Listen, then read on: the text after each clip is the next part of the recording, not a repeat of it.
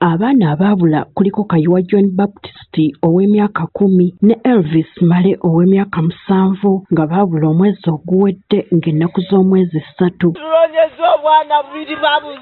Kigambibwa bano okubula baali bazze kuziika ku jjajja waabwe azaala maama waabwe Fatuma Luyiga nga tebaddamu kukubwako kya mulubaale. Badduka ne bajja mu lumbe. Bazadde b'abaana bano Fatuma Luyiga ne Kato John Baptist Male baali baayawukana emyaka 6 emabega. Twali twawukana yanga nti abaana abo ndituuka kufa basizeemu kulaba abaana abo. Fatuma Luyiga maama w'abaana alumiriza bba Kato okubanga alina ky'amanyi ku kubula kw'abaana. Nga mbw abaana bamusobedde balina eddalu lingi alina obba kuba abatte kati simanyi. Tunoonyezza buli wamu ebizindaalo tubiranze ebijango tubiranze ku maleediyo abaana babuze. Banneiba bennyini baavuddeyo ne bagamba nti bo baalaba ku baana ate Kato eyo kyatakkiriza nti yalaba ku baana ate banneiba bagamba baalaba baana abo ku ssaawa 5 ez'okumakya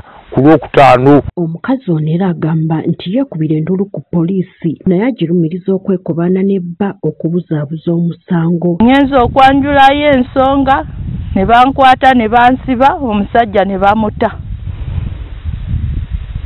Nenvaayo era kati ndi ku bbaluwa kwentambulira eya poliisi.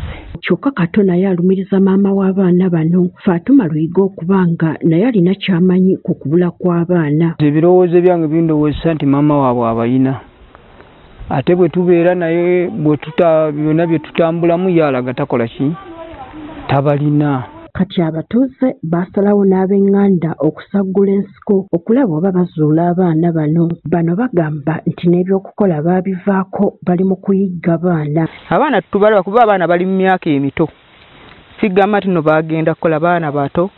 Buli lunaku tukeera kusamba nsiko naye situlaba wakiri we tusanga bisigalira by'abaana oba situbalaba nga wakiri nga balamu. Babakulembeze ku kyalo kino nga bakulembeddwamu n'abakyala w'ekyalo Aisha Nantongo bategeezezza ng'obujulizi bwe balina bwe buluma omusajja nti yandiba ng'alina ky'amanyi. Obujulizi twabufuna obulaga nti taata w'abaana abaana abalina oba amanyiiko gye bali naye bali ku kyalo bombi yeetala naye situmanyi kiddako. Bano era beemulugunya ne ku poliisi olw'okubalaatira mu nsonga eno. Nze kennyini nakwata audio nenzitwala ku poliisi ng'ensonga ziri ku poliisi y'Ekiwangala. Essaawa eno nze mulaba ku kyalo naye simanyi kigenda mu maaso. Tuli beeraliikirivu kuba tetutegeera kitambula. Tuli mu kwemulugunya ku nsonga eyo fe okukwata abantu ne tubakukwasa enkeera n'obata ku kintu ekizito ng'ekyo ekiriko n'okusaanyaawo obulamu bw'abantu. Abantu babiri baana. Olw'okwetegereza ennyo ensonga zino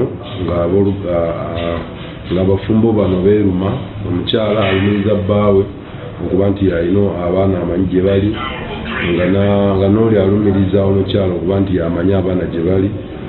Tusazeewo ne tukwata mwami Kato Yohana Batisita ono ye taata w'abaana bano agambibwa nti yasemba okuba nti yabeerako n'abaana bano annyonnyole poliisi kuwa abaana bano gye bali abantu basobole okukkakkana mu mbeera eno. N'okutuusa olwaleero omuyiggo gw'abaana bano gukyagenda mu maaso. Gertrude Mutyaba, Agafeeyo ku Spark.